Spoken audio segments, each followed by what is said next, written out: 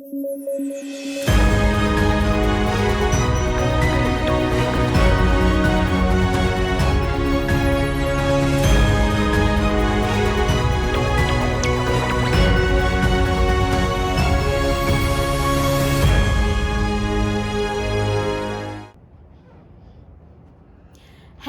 you are watching the latest edition of DBE TV News.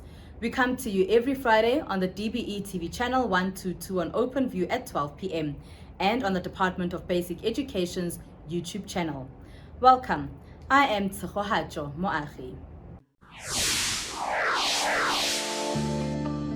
In our top stories this week, Acting President Angie Motshekga pays tribute to fallen SAPS member. The KZN Education Department commemorates World Toilet Day. And the Mpumalanga Education Department showcases the progress of coding and robotics in the province. Acting President Angie Motshekga has thanked the families of 3 members of the Presidential Protection Services for sharing their loved ones. She was speaking during the memorial service of Warrant Officer Thomas Shongwe. Motshekga was the acting president for the Republic of South Africa from the 21st of November to the 25th of the month. 56-year-old Shongwe died on the scene of an accident that took place on the 20th of November in Middelburg in Mpumalanga. He was traveling to Gauteng as part of the Deputy President's convoy. Motshekga was accompanied by Police Minister Bheki Cele and the National Police Commissioner, General Fani Masemola. And we want to say please take solace in that your loss is shared across the length and breadth of our beautiful land. And indeed, I was sharing, Minister, that when the accident occurred, because as I told you that I know one of the officers who was working with them, the first thing was to take the phone and ask one of my colleagues, what is happening? Because we really value. We may not say it in many words. We value when something happens to the police officers, it's happening to us because these police are the state. So how shall we may not say it in many other ways. They're one of the most important units of our country. I always say to our teachers, you're very valuable in bringing the future of our children. Without you, as Naxas. But without police, again, we don't have a state. So police are very important, and as I say, maybe we don't say it often. She added that Warrant Officer Shongwe was a man of integrity. Shongwe dedicated his life to a bigger thing in life, which is to serve his country. As a nation and people, indeed, we feel the pain of a dedicated officer who died in the line of duty, serving his country, in particular the presidency, as part of the Presidential Protection Service, and is no more. And we know very well in government that it's not everyone who is even deployed to go and serve in the presidency. You must be trusted. The KwaZulu-Natal Education Department marked World Toilet Day by officially handing over ablution facilities to Tetandaba Primary School outside Kranskop in the province. This is in partnership with Unilever. The World Toilet Day, which is held annually on the 19th of November since 2013, is an official United Nations International Observation Day to inform, engage, raise awareness and stimulate people to take actions to tackle the global sanitation crisis.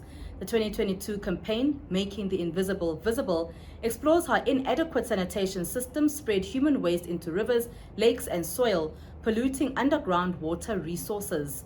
The central message of the World Toilet Day 2022 is that safely managed sanitation protects groundwater from human waste pollution. According to the United Nations, currently the world is seriously off track to meet the promise of Sustainable Development Goal 6.2 to ensure safe toilets for all by 2030. The responsibility taken by Unilever and all the offices involved is a giant step in the right direction, because the provision of safe and hygiene ablution facilities is a matter of national importance. It will be remembered, ladies and gentlemen, that on the 14th of August 2018, the President of the Republic, His Excellency Cyril Ramaphosa, launched a public-private partnership that will provide hygiene and safe ablution facilities to nearly 4,000 mostly rural and township schools across the country. The program, termed the Sanitation Appropriate for Education, acronymed as SAFE, initiative was mainly a partnership between government, the United Nations Children's Fund, the Nelson Mandela Foundation, and the National Education Collaboration Trust. This initiative saw the private sector being invited to contribute. And we are delighted that Unilever is one of the companies that heeded this call, which is why we are here today to hand over the facilities to this school. The department says it is well on its way to ensure there are no pit toilets in the province. Currently, we have only 240 projects that are underway as we speak. We can therefore say with pride that in no time we will be, as a province, having no pit latrines as rural as we are. But having said that, we will never forget to shower with accolades Unilever and all their associates for standing with us in our crusade to obliterate the existence of unsafe ablution facilities in the province. As we commend our friends at Unilever for their benevolence, we are reminded of the immortal words of former President Nelson Mandela, who once remarked that, I quote, "Overcoming poverty is not a task of charity. It is an act of justice," unquote. To this end, we are also saying to Unilever that what you have done to us as the department in general, to this school in particular, is indeed an act of justice. And when the time comes for history to judge big corporates and companies who had an opportunity to lend a helping hand, it will certainly be kind to you.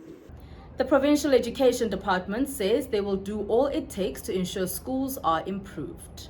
As the Department of Education in the province, we commit ourselves to continue taking very seriously the provision of ablution facilities and other infrastructure to schools. It is pleasing to share with you that I am not alone in this crusade. The assistance we have received for the construction of these facilities is sufficient evidence that we are indeed not alone in this. And we want to indicate that we will do all it takes to ensure that we work with all institutions and organizations who share our vision of improving our schools and making them the best.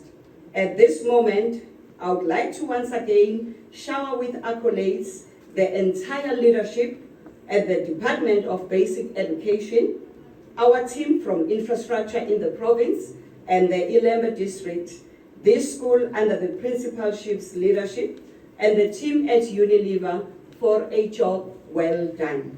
You have done a great job in ensuring that you all work together to see to it that this day becomes a success that it is. Once again, congratulations to this school for being identified as the one that had to get this assistance. I believe that you will all look after this facility and treasure it. The Basic Education Department says it is making progress in providing safe, age-appropriate ablution facilities in schools. The department has made huge progress. We started with about 3,407 schools that we identified in a desktop study, as well as going out to site as schools requiring the assistance. We've done probably 2,400 schools at the moment that we've delivered completed projects. He went on to explain what the new toilets mean to the children at the school.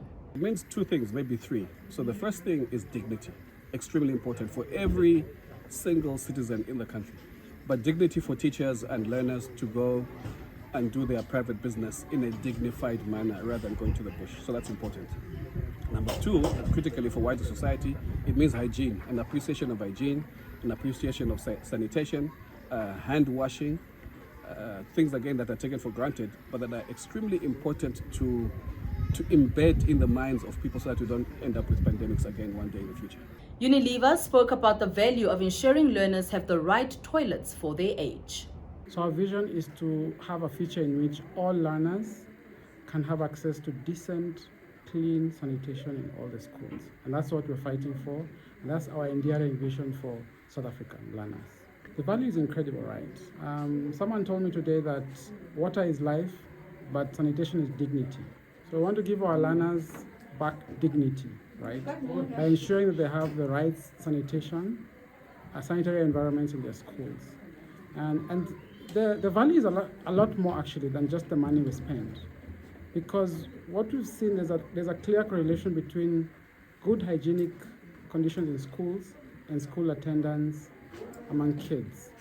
So we believe that if we can provide and inspire the industry to get onto this mission, we will actually not only get learners to spend a lot more valuable time in school, but also give them back dignity. And as they grow up, hopefully they'll inspire the next generation of investors in this venture with us. When we return, we find out more about the piloting of coding and robotics in the Mpumalanga province.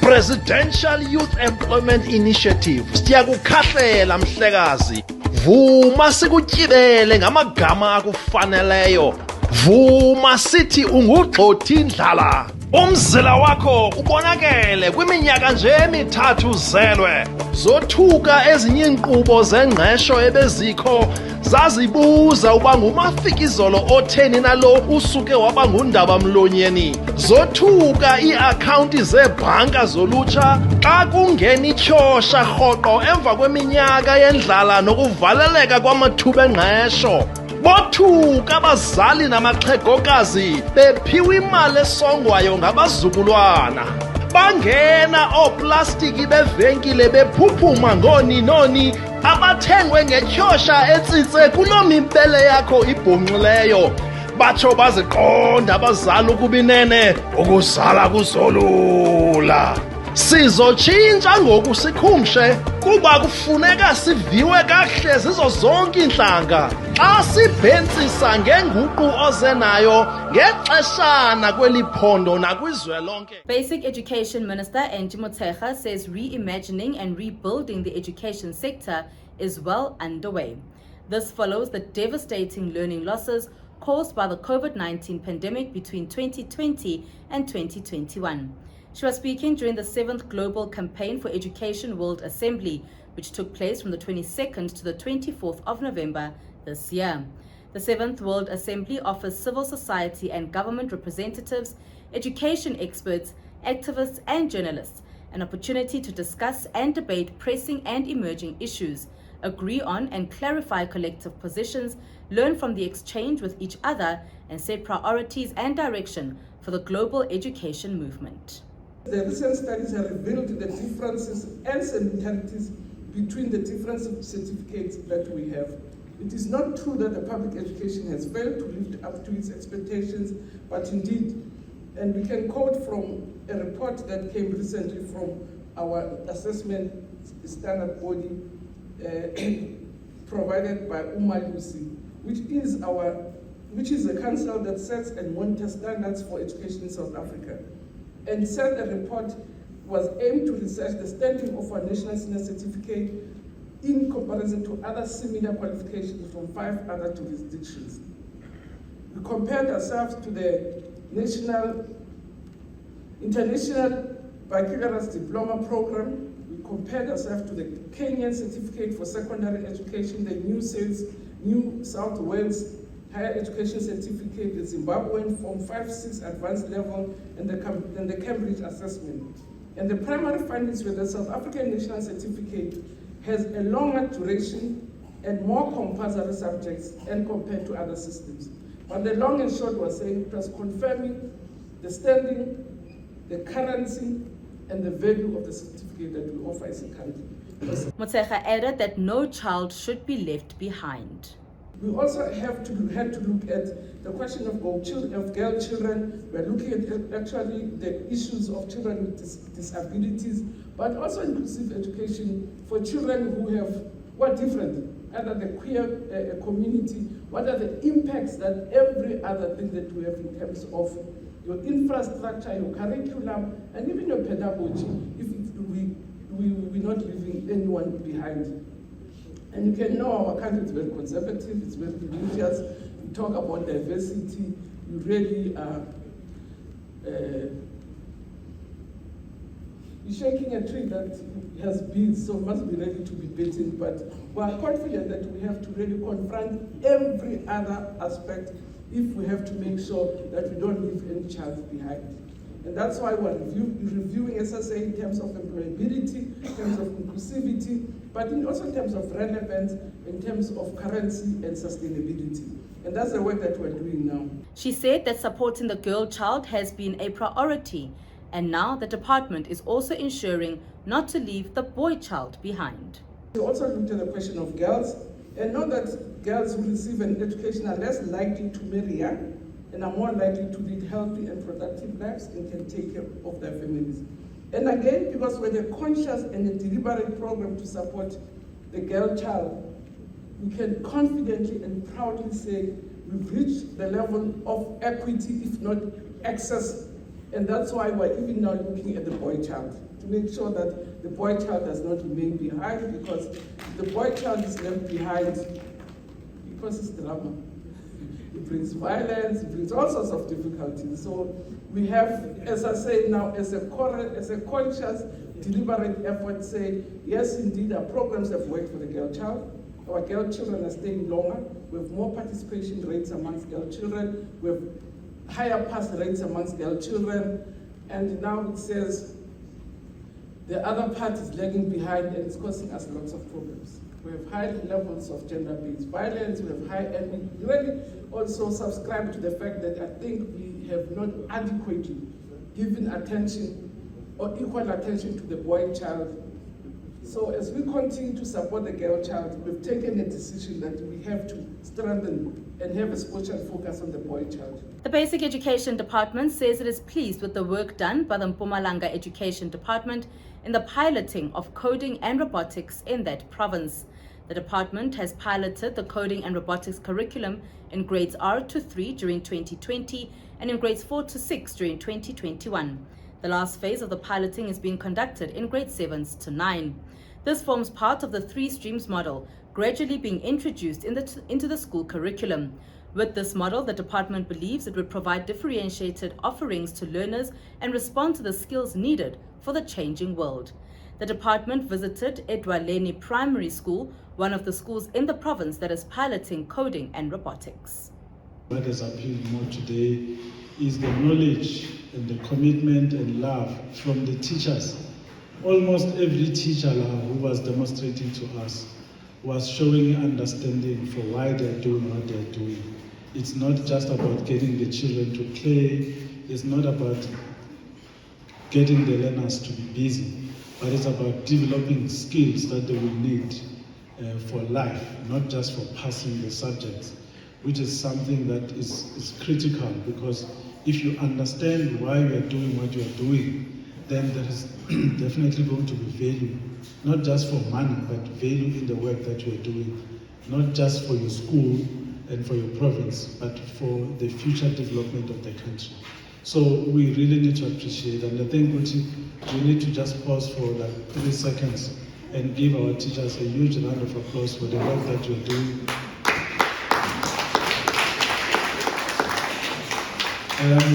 Usually when we speak in the boardrooms, we say, no, our younger teachers, but I'm also seeing a mix. The young and the old teachers are understanding and embracing technology for learning and teaching as well.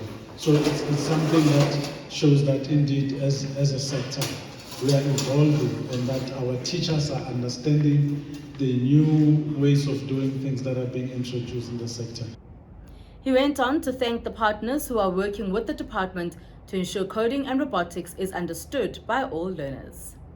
All of these things are not possible without partnership, so we really need to appreciate the participation in this program, Reach, and the resources that they've given to the department for it to be able to complete lo msebenzi owenzakalayo. So thank you so much for everything. We love you so much.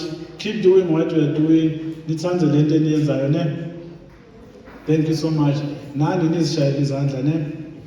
Yeah. Thank you so much, sir. The province says they are encouraged that learners are doing well with this soon-to-be introduced subject. In the province, we have 128 schools that are piloting coding and robotics. And 17 of them are doing grade 1 to 3, and about 111 of them are doing grade 7. So already it is encouraging to see that particularly the grade 1 to 3, grade R to 3, I must correct myself, are doing quite a good work. And I think at this point also appreciate the colleagues, right from the head office, the one heading foundation phase, grade R to 3, and the team in the district, and particularly in this district that we are in, the subject advisors that are also doing great work assisting the teachers so that we can see what we are seeing. He added that the MST conditional grant has been beneficial for coding and robotics in the Mpumalanga province. And we are fortunate, again, we must appreciate the colleagues from the National Department that we have the MST conditional grant. And that provides funding for us to be able to support the pilot for coding and robotics. And indeed, we have done our best in providing training, in providing the coding and robotics kits. I'm sure I know of colleagues from the MST grant, Christo Jones, the program director, that we can see that the investment from the grant is making wonders. I've seen learners doing some electrical work there, some managing the robots. So if we can just increase the support from the grant, we will see many things happening in our schools. The Provincial Education Department has partnered with Reach, an NGO and social impact organization working towards educational excellence in disadvantaged rural communities in Mpumalanga. The organization reaches more than 500,000 beneficiaries each year with early childhood development, literacy and numeracy, maths and science and leadership projects in the Ehlanzeni district. On the STEAM team, we're doing subjects like coding and robotics, where we go to the schools, the piloting schools in and around Ehlanzeni. What we do, we are doing teacher engagement, where we help the teachers with the subjects, teacher support and teacher training. So we help them with different workshops. We do workshops with them where we teach them how to code the robots, how to do your Scratch, how to program your e-victories, but we're doing way much more, not just those three, because we also do 3D printing and all of that.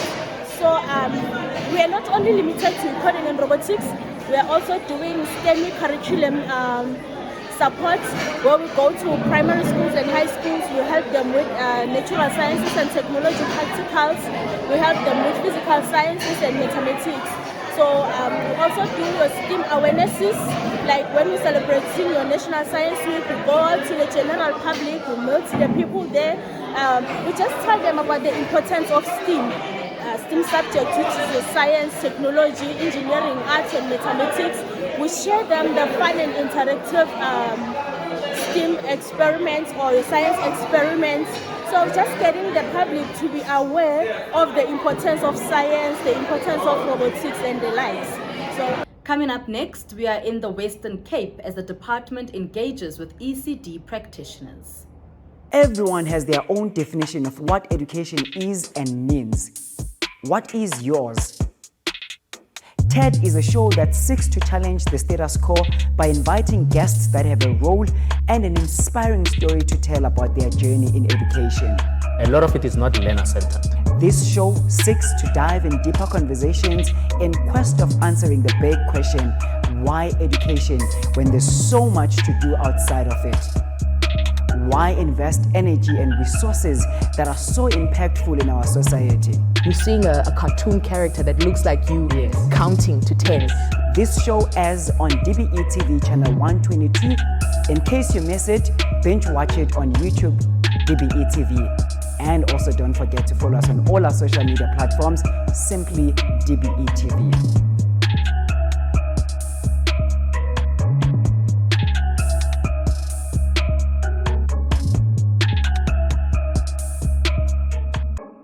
The Basic Education Department has visited the Western Cape to engage with early childhood development centers. From the 1st of April, the Early Childhood Development function officially migrated to the Department of Basic Education from the Department of Social Development. This was as part of a directive by President Cyril Ramaphosa during the 2019 State of the Nation address. The DBE continues to engage with the ECD practitioners and other stakeholders since the ECD function shift. Officials from the Basic Education Department engaged with practitioners at Zimasa Primary School in Langa. What we did, we had to work with social development. We had to engage with all the provinces. You remember, we had some summits that were held to ensure that we don't leave you behind. You understand the processes and what will be happening in the future. So on the 1st of April, officially, the Minister of Social Development handed over the responsibilities to the Minister of Basic Education. And that's when we moved to basic education. I think everybody knew what was happening. Are you happy with the move? So, what has changed exactly? Nothing really changed. It was just an administrative move, you know, in terms of the leading department. Meaning that social development was no longer going to lead in terms of ECD services, but the Department of Basic Education was to lead.